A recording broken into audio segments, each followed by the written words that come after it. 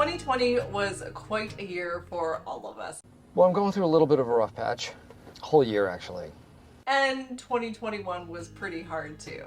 As I've been trying to sort of regain my footing this year, get myself back on track like mentally and physically and just all around, I have been looking a lot closer at some of my hobbies and things that I love and that I know are really good for my mental health. Another big habit / hobby that I had before 2020 was reading.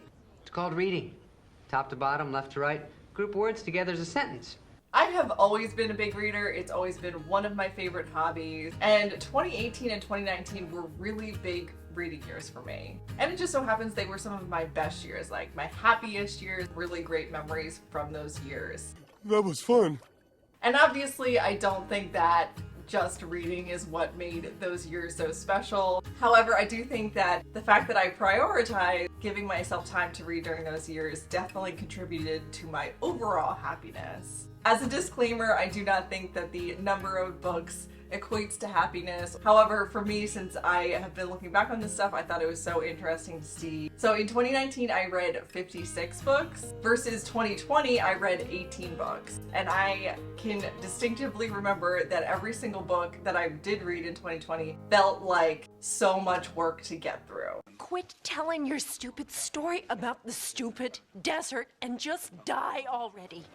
Which is just not normal for me. It just goes to show you where I think a lot of our mental health was during that year. Even something that I deeply enjoyed just felt like something to get through at the time, and it was just really tough. So last year I did start to refocus on reading, and I read about 30 books last year, which was great. I definitely felt a little bit better. I don't want to be reading just for the sake of saying I read X amount of books. However, since I've noticed that sort of correlation, and I have been just trying to read as much as possible and like truly enjoy reading. Have you ever heard of the power of positive thinking? If you've been struggling to sort of get yourself back on track these last few years, then hopefully these tips can help you a little bit with finding your balance. So I've always believed that reading is reading, whether that's audiobooks, ebooks, physical books, doesn't matter. However, for me, I've always most enjoyed physical reading, like having a physical book in your hands and cozying up with it and just spending a few good hours with it. However, I think, especially as an adult, that is not always possible. Whatever you call it, I am running away from my responsibilities. Well, it feels good. And while I have definitely tried to prioritize giving myself some time like that, it just doesn't always happen. Now, a few years ago, I was doing a very long commute to work every single day, and so I got really into audiobooks and I really enjoyed them. Now, I do still listen to them when I drive other places, of course, but I've been really enjoying the summer, committing myself to listening to audiobooks while I am working on house projects. Part of my struggle with it before is that I did not have wireless headphones, and whenever you are doing something really physical with your hands, it's always a little bit tough to have wired headphones and be getting like sort of all tangled up in them while you're trying to work. So this year I actually got some Bluetooth earbuds and I can actually listen to it while I work, which has made a huge difference. Another thing that I've always struggled with audiobooks with is just that I'm picky about audiobooks. For me, I almost exclusively use Libby, which I'm sure if you're a big reader, you probably already know about. It's an app for your iPhone that connects you to your local library, and you can download audiobooks and ebooks and all of that fun stuff straight from your library for free. Just really giving myself permission to go into Libby, download a couple audiobooks, try a few out, and be totally willing to just sort of like, if they're not working within the first like 10 minutes, I just ditch them. No, don't like that. And that's really helped because I found in the past that I've had this weird mindset where like I have to finish a book that I start. And because I'm so picky about audiobooks, that would often mean that I just start listening to something else like music or podcast, and I feel like I can't start a different audiobook, and so I never quite finish that one and I never start a new one. Well, I guess I can't hide my crazy. I give it 10 minutes. If I'm not engaging by then, just move on to the next audiobook, and because it's free through Libby, it's just a great way to try out a lot and not feel like you are potentially like wasting money or anything like that. So talking about format, I also got myself back into e-reading. Back when I was doing a lot of photo styling work, it would mean that I would like go through these phases at work where I was really busy, and then I would basically be sitting for anywhere from 10 minutes to like even an hour while the photographer was doing their thing.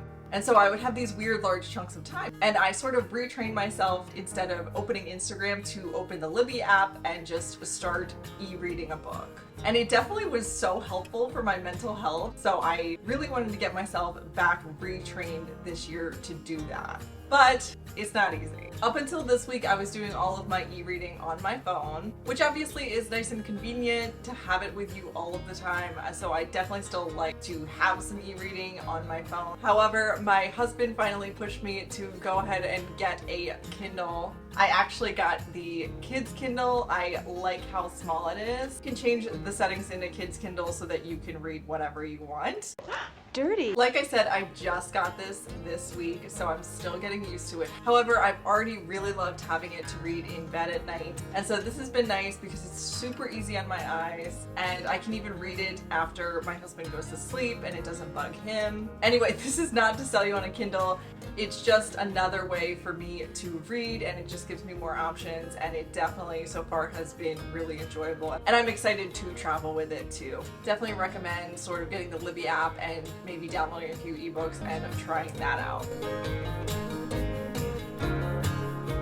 Maybe you don't have this problem, but I know a lot of people who have this issue of just sort of feeling like you should or shouldn't be reading certain genres. I went through a phase a few years ago where I read mostly only nonfiction. Stop being so pretentious, Kyle. I did enjoy it at the time. However, I found over the last few years that I kind of need reading as an escape more than anything right now. And so I decided this year to forget about genres, to just read whatever was interesting to me at the moment, whether that is nonfiction, whether that's fiction, whether that's a certain genre of fiction or not.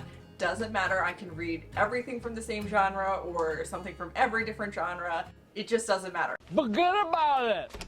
I just decided to throw out all of these made-up rules that I was like kind of keeping subconsciously in my mind and let myself just dig into whatever sounded good to me. And that even includes rereading some old books that I've already read. That was sort of another mini rule that I was giving myself. I felt like there are so many books out in the world, and there are, and that it was ridiculous for me to reread books when I should be reading a new book. I've read like, what, 300 books in my entire life, and I'm already 16? Do you know how long it would take me to read 13 million books? But especially in these tough times, it's really important to like let yourself have those comfort reads and let yourself reread something that you know that you already love. So last fall I actually let myself reread most of the Harry Potter series. I know that's like so millennial of me. Pathetic. It's just one of those things. It is such a comfort read, and I had wanted to for quite a while. I think in 2020 I had thought about it several times, and I kept telling myself like, no, you need to read something new, and that's just silly. Reading something that you have read before brings you comfort, then you should absolutely let yourself do that. There are no rules. Let yourself read what you love. And my last big tip is to actually build a DNF shelf. And I'm not talking about physically. You don't need to physically build a shelf. Obviously. But I know for a lot of readers like me, we can feel really bad about not finishing a book, especially if you're, already a third into it or half into it. It can be really hard to just be like, you know what, it's not worth it, I'm gonna move on. But this year, letting myself DNF books has definitely been so much more freeing. I oftentimes will start a book, and within the first 10 pages or 10 minutes, if it's an audiobook, I'll just call it quits. Do I regret it? Yes. Would I do it again? Probably. Now that doesn't mean I never finish books that I don't like. I actually had 2 books this year that when I finished them I was like, oh, that was terrible. Journey wasn't terrible, it just sort of was like how it came together at the end that made these books so unenjoyable. I mean, that really got out of hand fast. So next time you are not enjoying a book, try ditching it.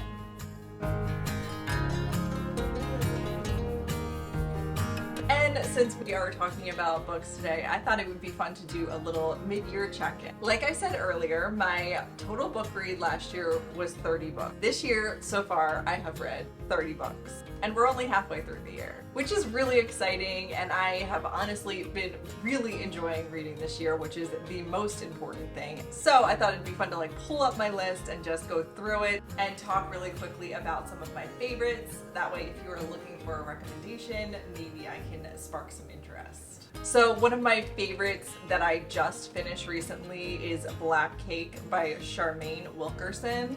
I did the audiobook of that. The audiobook was great. I definitely would recommend reading that. It was a really interesting story, and the narrator was great. It was a story of a family, and I love how they sort of weaved in how, you know, food can relate to family and these secrets in a family. You love secrets. You want to marry secrets and have little half-secret, half-human babies. I also finished Crying in H Mart by Michelle Zauner. I think that's how you say your name, but I'm sorry if I'm pronouncing that wrong. That was fantastic. It's a memoir, and it is definitely heart-wrenching. So if you are not in the place to hear something that is rather sad, then you might want to skip it for now.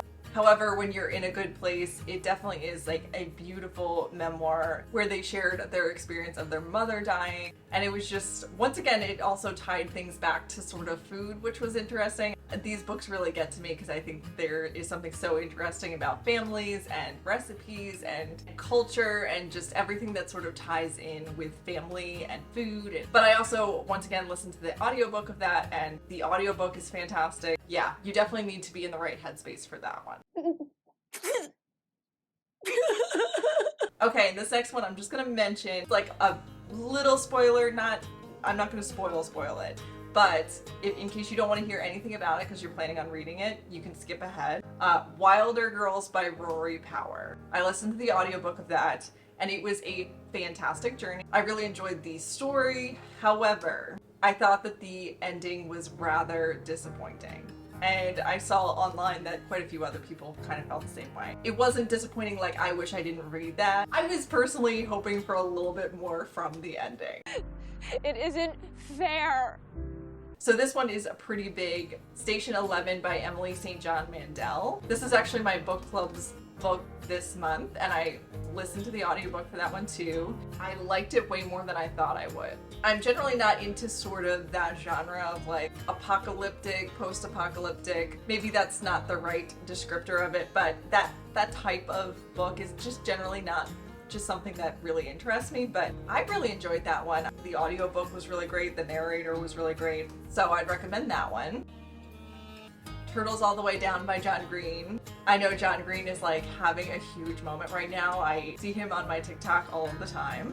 I think especially if you're somebody who has dealt with mental health struggles, it can definitely be relatable to you even if you don't have the same mental health struggles as the person in the story. It still is just really great. The girl in the story struggles with OCD, I'm pretty sure, and as well as maybe like hypochondria and stuff like that. Definitely could be kind of heart-wrenching to read through. However, I really enjoyed it, and I definitely would recommend it.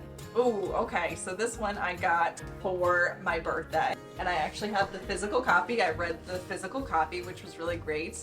The Death of Jane Lawrence by Caitlin Starling. So, huge disclaimer, this is full-on horror. So, if you are not into horror, if you are easily scared, do not read this. However, if you love like a ghost story and you don't mind like some gore, this is definitely a really good horror. And I know that to those of you who are not into horror, that sounds crazy, but I just naturally have always loved sort of scary stories, and this was a really good one. Definitely scary. You frightened me. Do it again. It follows a woman who ends up getting married, sort of because she's like running out of options. This almost feels like it could be like a horror version of like a Jane Austen novel or like a Jane Eyre. And she gets married, and basically there's lots of like scary stuff happening at her new husband's house. And yeah, I won't spoil it any more than that, but if you like ghost stories, I think that you'll really enjoy this. Read The Midnight Library. I know a lot of people have read that, enjoyed that. It's hard to say, is it worth the hype? because I do think it might be a tiny bit overhyped, but it's good. It's a good book and I enjoyed it. One of my all-time favorite books now I read this year, another physical copy, The Age of Innocence by Edith Wharton. Now I know that Edith Wharton is like a classic author. I had never read an Edith Wharton before and I really didn't know what to expect, but I think I picked it up at the thrift store at one point and it's been sitting on my shelf, and so one day I just decided to grab it. The first few chapters were a little bit hard for me to get through. I think it had also been a while since I had read like an older book. It's always sort of hard to retrain your brain to get used to the language in these older books. Once I got into it, I couldn't put it down, which is kind of surprising with something older. And as you can see, I have quite a few tabs of things that I highlighted. I definitely can't do justice to describe this story, but it definitely felt like a really good just example of human nature. So if you haven't read it and you like older stories, I think you might like this. This is now one of my top favorite books and I definitely will reread this someday. I also have read quite a few Agatha Christie's this year. I used to sort of limit myself to how many times I could read an author in a year. If it was an author I really liked, I'd be like, okay, I can read like 2 or 3 and that's it. I am super chill all the time. But this year I've really been just like letting myself, anytime I feel like reading an Agatha Christie, I go ahead and pick it up. They're such a good escape and they're just fun and they're mysteries. So I do remember really enjoying The Mirror Cracked from Side to Side. That was a really good one, which I do have the physical copies somewhere, but not on me at the moment. The Agatha Christie's are ones that I pick up at thrift stores anytime I see them. So I have a nice big stack and I can just grab them whenever I'm in the mood to read one. You fool me every time. Well, almost every time. Well, once or twice.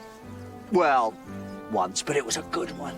And the last one I'm going to talk about is another new favorite, which is The Woman in White by Wilkie Collins, another classic. Once again, I had never read a Wilkie Collins before, and so this was my first. I actually started it the end of last year, but this is another one that really took me some time to get into. Like the first couple chapters, I was not totally into it. I'm really glad that I pushed through because once I got into it, I was like so into it and I was sort of like obsessively reading it. I did the ebook of this. I think it was a free Kindle ebook, and at the time I was just using the Kindle app on my phone, and so I read it completely on my phone. But now that it is one of my favorites, I've been on the hunt to thrift a physical copy of it because I definitely see myself rereading this again, and I would definitely love to have a physical copy that I can kind of curl up with and read. It definitely reminds me a bit of like Jane Eyre. It's that sort of style where it's like a little bit sad, a little bit of like romance lost, a little bit of like ghosty vibes, but there's like some mystery.